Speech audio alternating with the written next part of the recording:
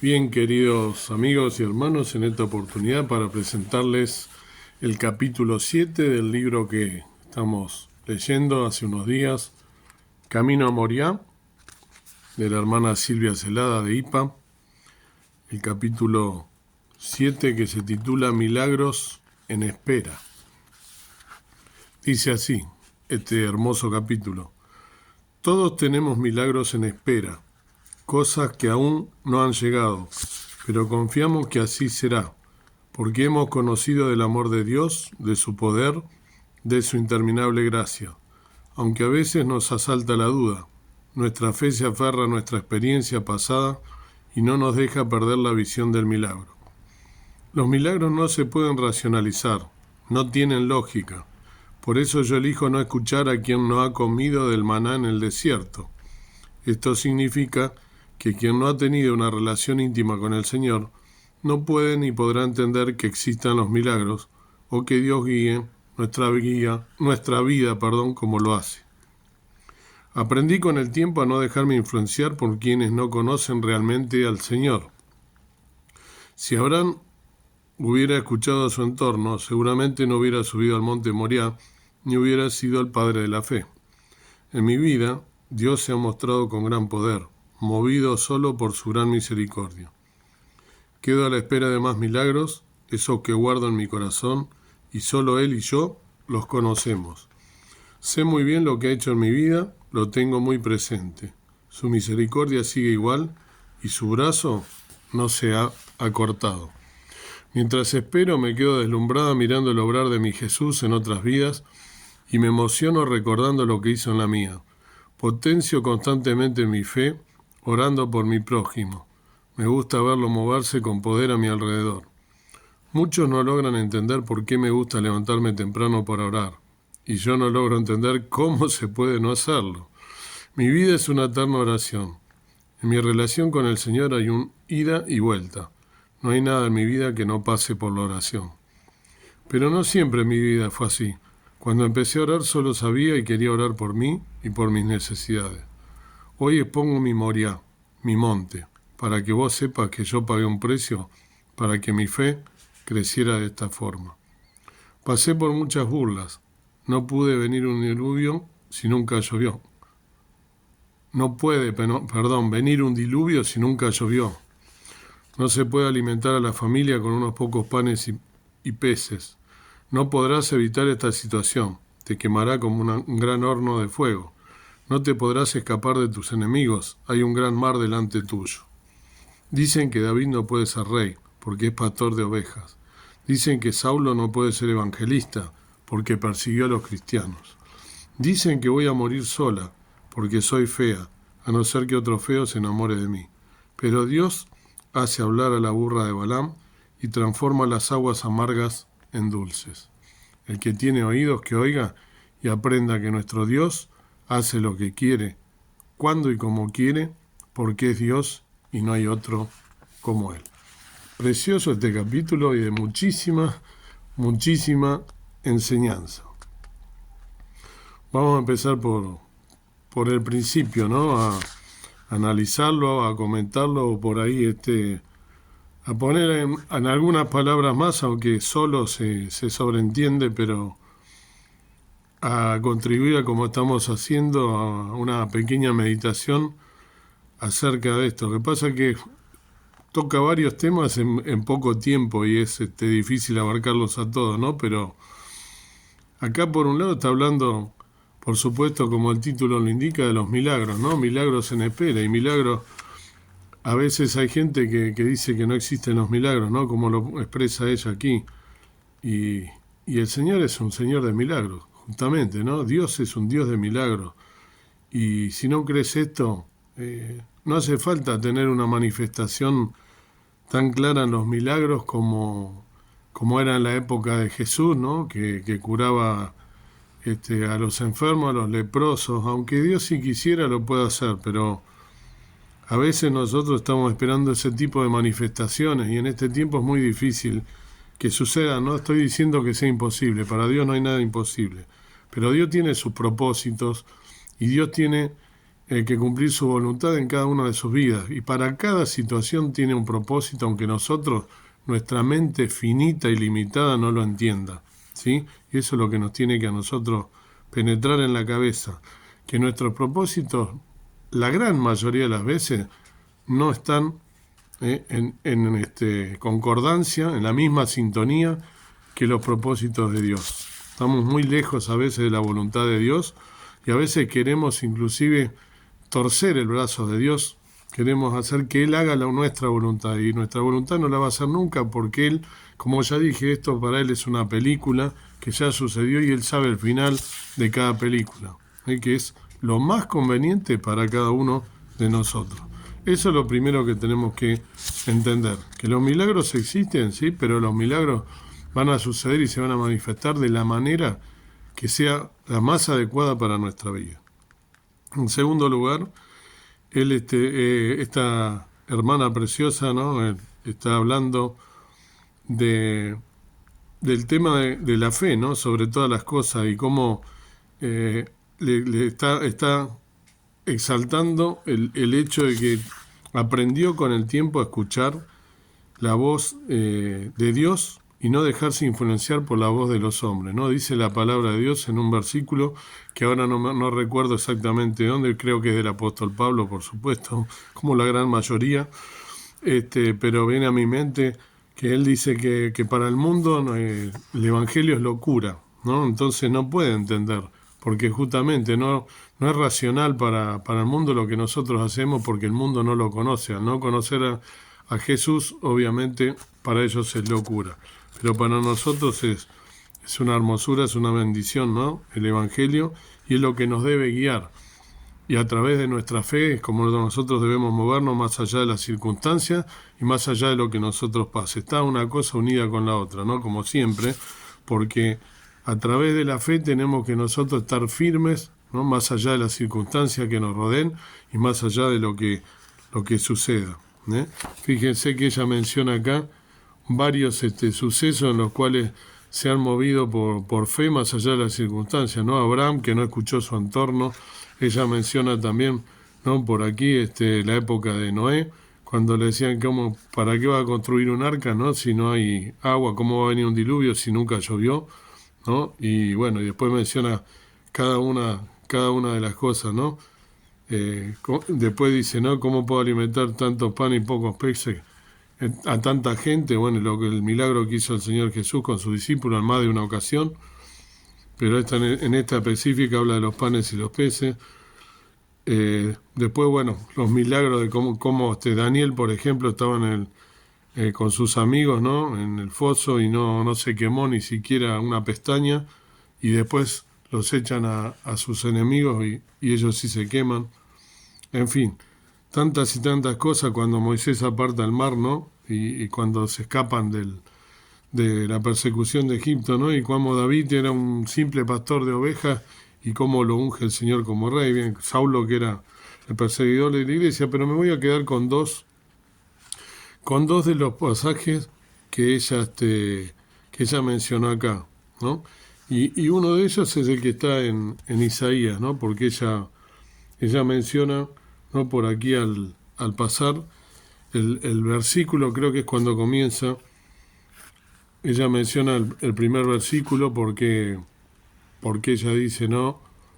Bueno, ahora después lo volvemos a escuchar, pero ella menciona este versículo en Isaías 59, 1. Dice así la palabra del Señor: He aquí que no se ha acortado la mano de Jehová para salvar, ni hace agravado su oído para oír. Este versículo ella lo menciona como está esperando los milagros, porque ella mencionó, ¿no? Con otras palabras o palabras en distinto lugar, pero quiso hacer referencia a este versículo en especial, Isaías 59:1, cuando a pesar de ella está, en este caso, aceptando la voluntad de Dios, como dije al principio de los comentarios, de saber esperar, de saber que los milagros van a venir, que el milagro que ella necesita en esa situación especial por la que estaba pasando con sus hijos y su ex marido, que Dios no le acortó la mano, no le apartó la mano de ella, sino que por el contrario, no se agravó tampoco su oído para oírla, sino que el Señor estaba presente. Ella confiaba, tenía esa fe y esa confianza más allá de las circunstancias depositada en su Padre Celestial, en Dios que sabe que tiene sus propósitos en cada momento, y a eso se aferraba, y a este versículo al que ella se menciona, Isaías 59:1, precioso versículo. Ahora, lo que hay que entender en este contexto de este versículo también es que acá es el pueblo de Israel, ¿no? El que está hablando el profeta Isaías a través del pueblo, pero ellos fíjense que el contexto es que el profeta reconoce los pecados de su pueblo. Entonces nosotros también a veces debemos reconocer los pecados que nosotros tenemos, porque a veces cuando las cosas no se dan o en apariencia se tardan tanto, también es por nuestros pecados. Fíjense que el profeta en el versículo 2 lo reconoce, dice: mas vuestras iniquidades han hecho división entre vosotros y vuestro Dios, y vuestros pecados han hecho ocultar su rostro de vosotros para no oír. Entonces, ¿cuántas veces somos nosotros los culpables y le queremos echar la culpa a Dios, como dije, y queremos torcer el brazo de Dios en nuestra voluntad? Pero somos nosotros que estamos obrando mal. Entonces, ni siquiera las oraciones llegan hasta el techo, porque Dios no va a escuchar un corazón que está ya de por sí mal predispuesto, que quiere inclusive forzar a Dios. Y cuando estamos nosotros orando fuera de la voluntad de Dios, primero lo que tenemos que preguntarnos es si estamos realmente cumpliendo con la voluntad de Dios, ¿no? Fíjense hasta qué punto que después el profeta caracteriza el pecado de su pueblo al punto tal, ¿no? Después léanlo completo el capítulo, que es hermoso, para reconocernos nosotros también tantas veces cómo nos vemos nosotros plasmados, ¿no? O identificados con el pueblo de Israel y su accionar, su mal accionar, ¿no? En el versículo 10, ¿no? Dice una expresión: palpamos la pared como ciegos y andamos a tiento como sin ojos. Tropezamos al mediodía como de noche, estamos en oscuros lugares como muertos. Aullamos como osos todos nosotros y gemimos lastimeramente como palomas. Esperamos juicio y no lo hay, salud y alejóse de nosotros. ¿Ven? Clarísimo, la palabra de Dios. Están diciendo como que nosotros tantas veces reclamamos el socorro de Dios, que venga, ¿no? Como decían el salmista, expresamos que aparezcan en este caso los milagros, que aparezcan la mano poderosa de Dios salvándonos, sacándonos de nuestra situación. Pero nosotros, ¿cómo estamos obrando? Y principalmente, algo que la hermana también mencionó: ¿cuál es nuestra relación con el Señor? ¿Cuál es nuestra relación con Dios? ¿Leemos la palabra como corresponde día a día o solamente al pasar? Esto también lo mencionó y me tocó mucho, porque yo pienso lo mismo que ella, y ella lo pone inclusive lo pone en esa parte con mayúsculas, ¿no? Entonces, ¿cómo es la relación que nosotros tenemos con Dios? Si realmente lo conocemos, ella dice, ¿no? Si nosotros conocemos a Dios, eso es fundamental, ¿no?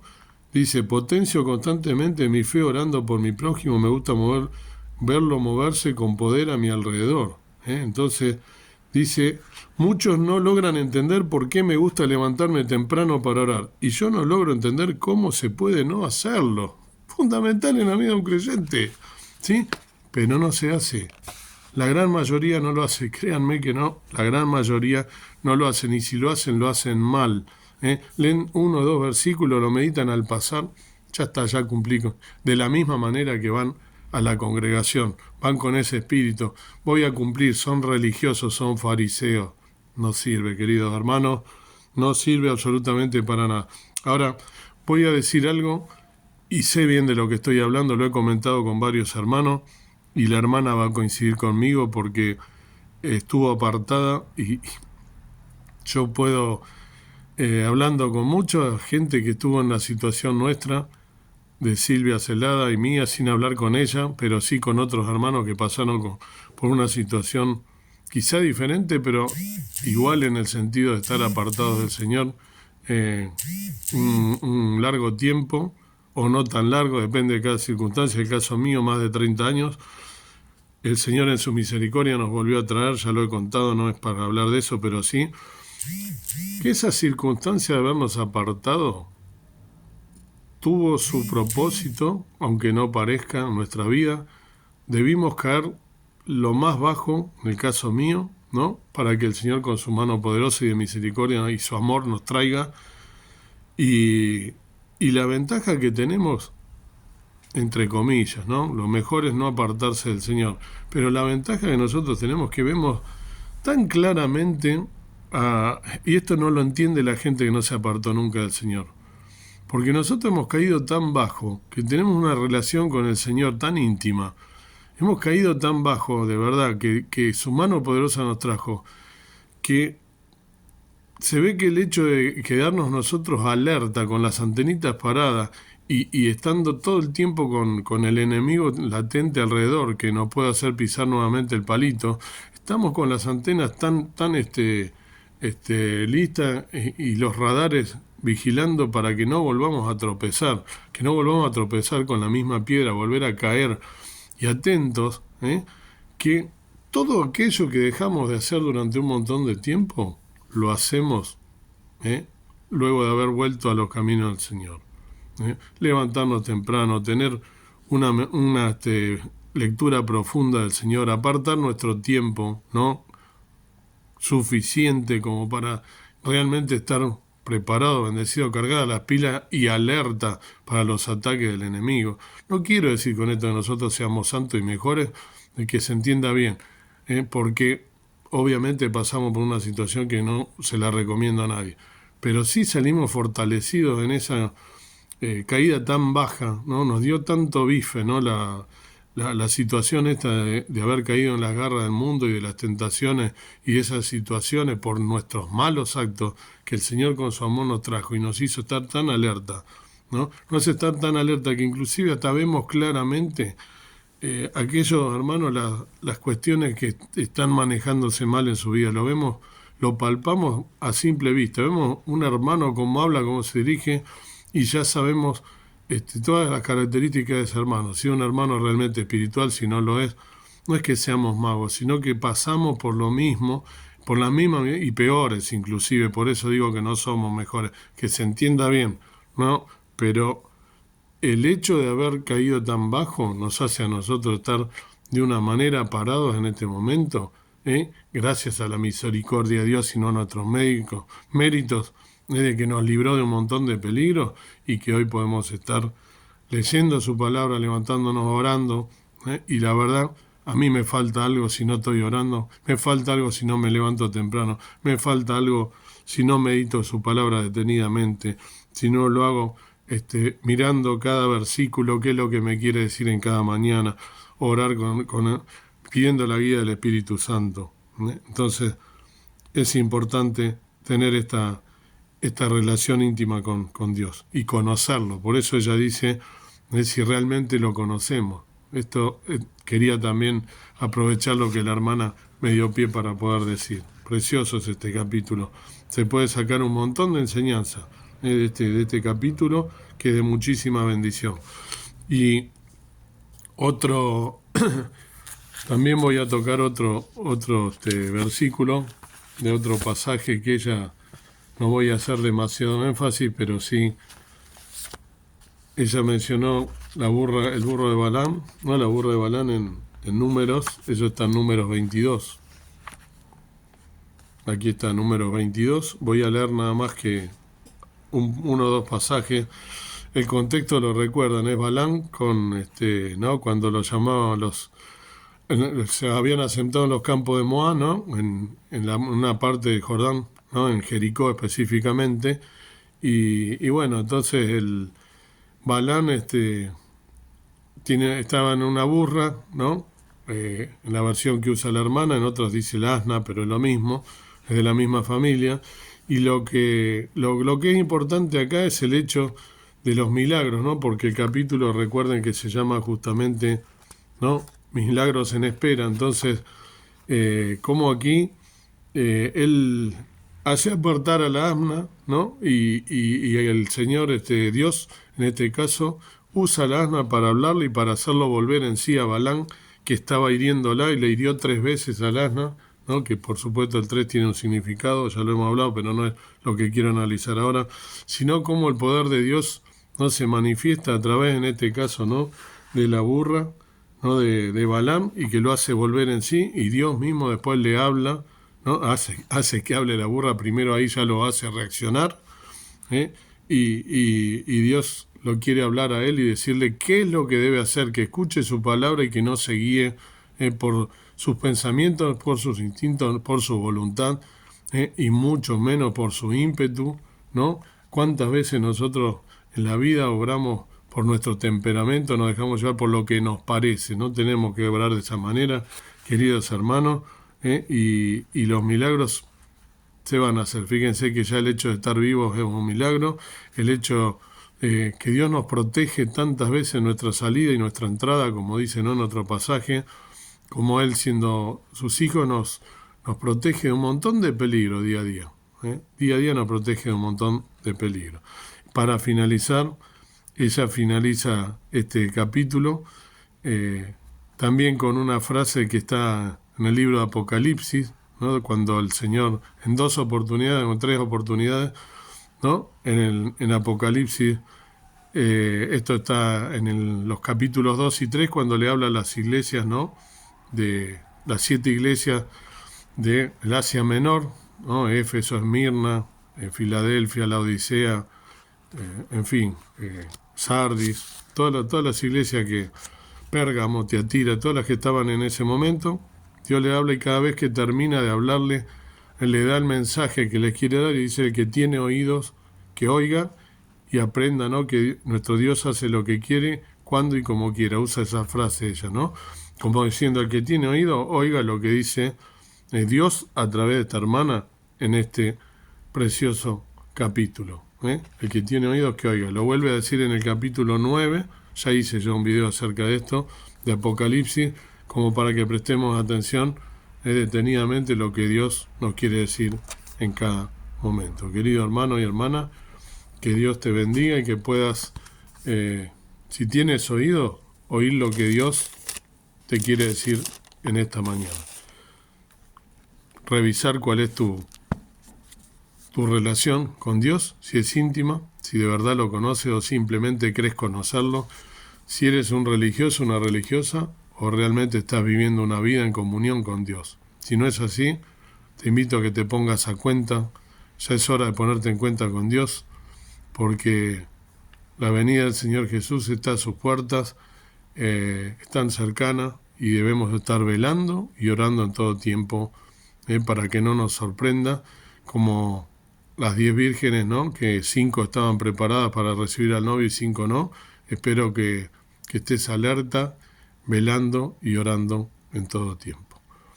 Amado Padre Celestial, gracias te doy en este día por haber podido meditar en tu palabra a través de este libro tan precioso y de este capítulo 7, Milagros en Espera, de la hermana Silvia Celada, y este precioso libro, Camino a Moriah, el monte donde Dios probará tu fe. Que podamos de verdad sentir que nuestra fe aumenta, y aunque sea como un grano de mostaza, con eso ha dicho el Señor Jesús en ministerio terrenal, que con eso alcanza para mover montes de un lado al otro. Ayúdanos, porque nuestra fe muchas veces decae. Ayúdanos a estar firmes en tus caminos, teniendo una relación íntima contigo, leyendo tu palabra diariamente, orando, pero orando sobre todas las cosas en primer lugar para agradecerte, y no tanto pedir, sino orar. No significa que no podamos pedir, pero sí acostumbrarnos en primer lugar a agradecerte por todas las bendiciones y la misericordia que tiene para cada uno de nosotros. Tantas muestras de amor, de afecto, manifestadas en distintas medidas y en distintas situaciones en nuestra vida, y tantas veces no nos detenemos ni un minuto a agradecerte por tanta misericordia, en primer lugar por ser tus hijos, por la obra salvadora de Jesús en cada una de nuestras vidas, manifestándose, dando su vida por nosotros, ocupando nuestro lugar, sacándonos de lo más bajo, lo vil y menospreciado del mundo, para ponernos en un lugar de privilegio, hacernos reyes y sacerdotes. Ayúdanos a tener siempre presente esto, a tener una relación diaria contigo, a no olvidarnos, a no omitir absolutamente nada, a comenzar el día orando, meditando, y haciéndonos el tiempo suficiente y no dejando que el mundo nos arrastre con inclusive cosas tan superfluas y tontas que a veces ocupan nuestro tiempo, nuestro lugar.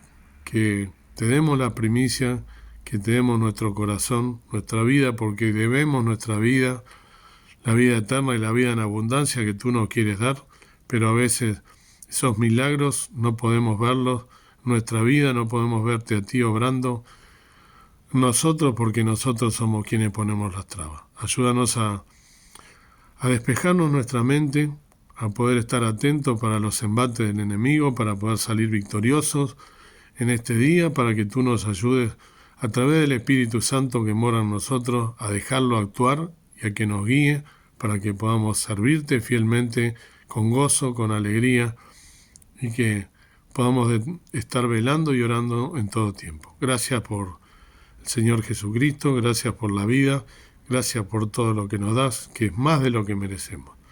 Dejo todo en tus manos con el perdón de mis faltas, en el nombre precioso de nuestro bendito Salvador, el Señor Jesús. Amén. Que el Señor te bendiga y que en este día puedas tener un día de victoria y meditar realmente en todas estas cosas que son muy profundas. Gracias nuevamente, querida hermana Silvia Celada, por este libro. Recuerden que está hasta el día miércoles el sorteo de estos 2 libros que la hermana nos dio. Busquen, en todo caso, si no lo vieron, en el video cortito que hice de 4 minutos, ¿no? Cuando dice sorteamos 2 libros, ¿no? De Camino a Moriah, tienen que contestar ahí las preguntas que hice. Miren el video que es cortito, de 4 minutos, tómense el tiempo para contestar la pregunta para poder participar. Son preguntas fáciles, es como para poder de alguna manera hacer ese sorteo y dar estos libros que la hermana tan gentilmente me los dio para no tenerlos yo, sino para darlo y compartirlo y que sea también de bendición para ustedes. Que el Señor te bendiga.